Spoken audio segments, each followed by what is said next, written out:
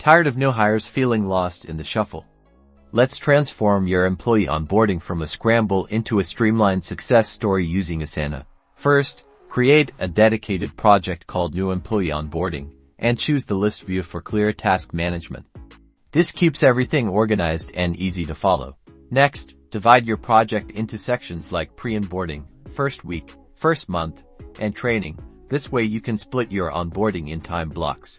Now, populate each section with specific tasks: pre-onboarding paperwork, welcome meetings, system access requests, and assign clear owners, due dates, and detailed descriptions to each. Break down larger tasks, like compliance training, into smaller, manageable subtasks to make it less daunting for your new hires.